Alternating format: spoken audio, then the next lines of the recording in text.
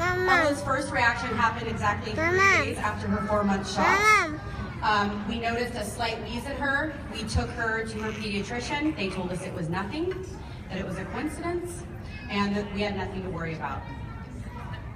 Over the next 8 months, Ella ended up in the ER 6 times to match her 3 PICU stays. All 3 of those PICU stays, which happened directly after her routine vaccinations.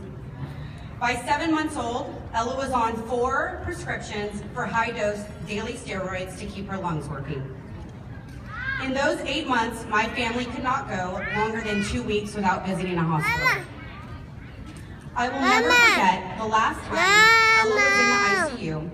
My husband went to check on her in her room before we went to sleep, and when he opened the door, I could hear her wheezing from 30 feet away. This was 2 days after the last vaccine she ever received. Ella spent 6 days in the PICU that stay, and she was released the day before her first birthday. Through all of this, I asked the doctors multiple times, do you think that the vaccines could be causing this? I asked them multiple times if maybe we should just wait, slow down, and let her little body rest. Every time my concerns were dismissed. In fact, I was told several times that she needed to be vaccinated more than her healthy peers because she was at high risk for complications from a vaccine-preventable disease. They were wrong. I took my daughter's care into my own hands.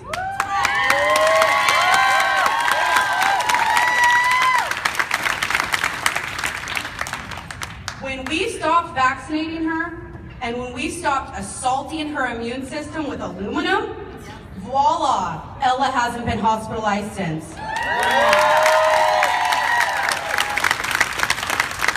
That was almost 2 years ago.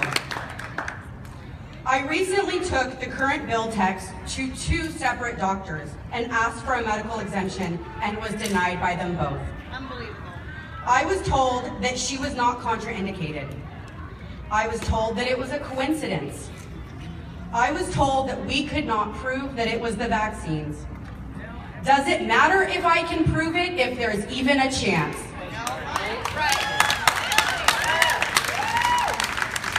So here we stand, being told that in order for our children to have access to their fundamental right to an education, that we must harm our children further, that we must try to play the same game of Russian roulette with their siblings. They think that we are just going to roll over and take it. They think that we are going to sacrifice our children because some bought politicians thought they found an easy way to line their pocketbooks. They are wrong.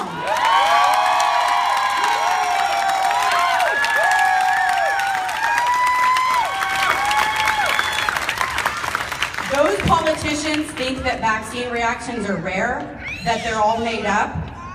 They try to tell that to the mother of a healthy 4-month-old baby that had their routine vaccinations and died in their sleep 4 hours later.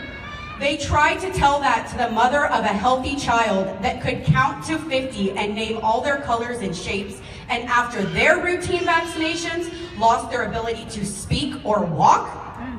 They tried to tell that to me, the mother of a baby that I watched lie in a hospital bed, wondering if we would bury her instead of celebrate her first birthday. They should be ashamed of themselves.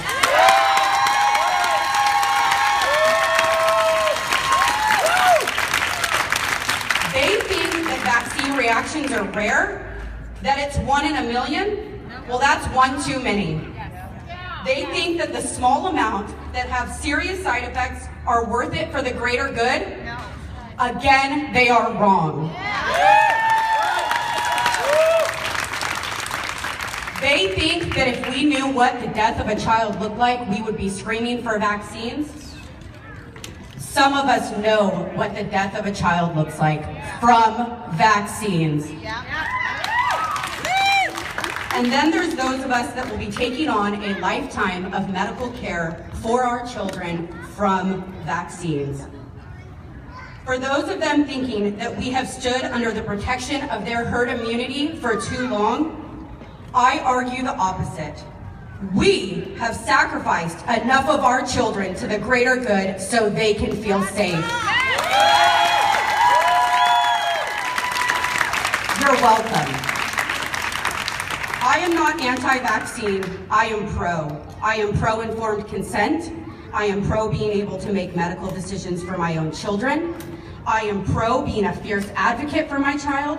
And I am pro never letting the government dictate my child's medical needs.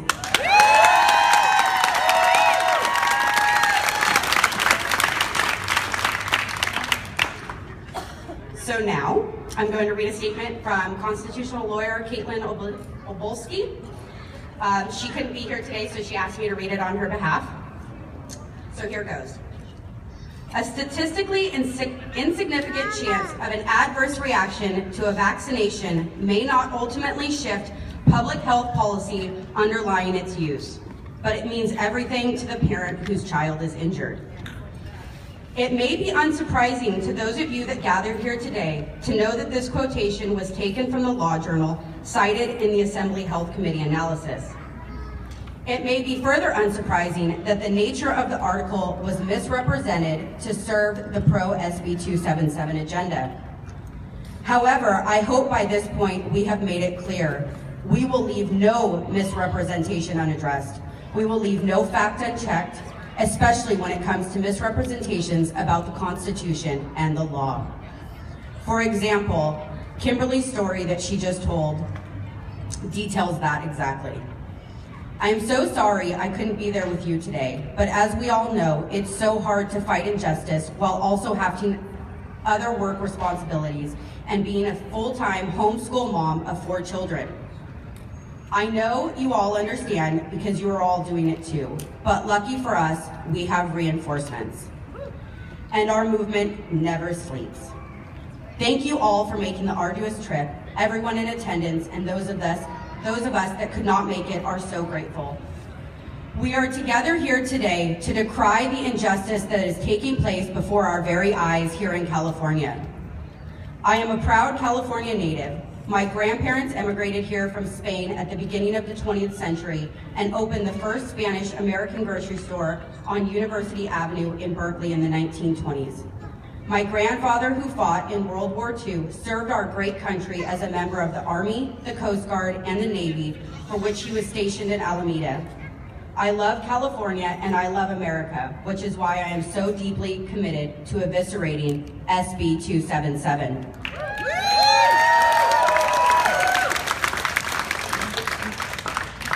Speaking of the military, by the way, California is home to some 40 military bases.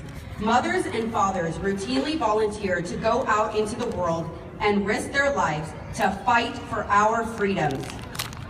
Those are unfortunate enough to be based in California will lose their right to exercise this choice over their own children's medical care, the right protected in all 46 other states in this country. If SB 277 passes, military families are not okay with this. None of us are okay with this because it is not okay. Legislators argue that 2 other states have no personal belief exemptions, therefore they are justified in passing SB 277.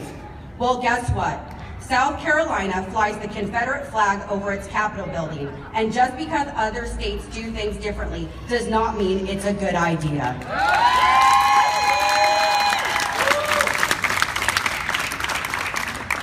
But going back to the Privileges and Immunities Clause, this is just one area of the law protected by our United States Constitution, and that the California state legislature has decided to toss into the garbage. Any legislator who would toss out our constitutionally protected rights in the name of political expediency does not deserve the privilege of serving as an elected official.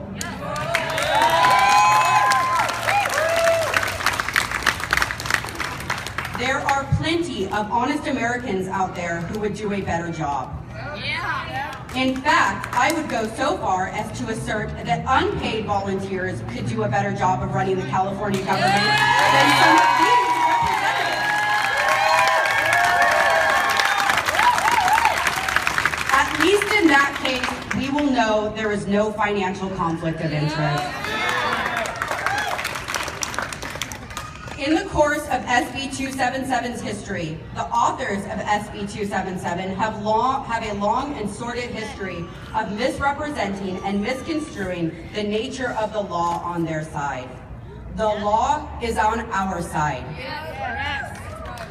In fact, the Senate Judiciary Analysis cited Professor Cheminsky's book, Constitutional Law, Principles and Policies, for the scholar's purported belief that the Supreme Court did not go far enough in emphasizing the utter importance of choices relating to the child's education and protecting against unneeded institutionalism, which in the analysis stated was a massive curtailment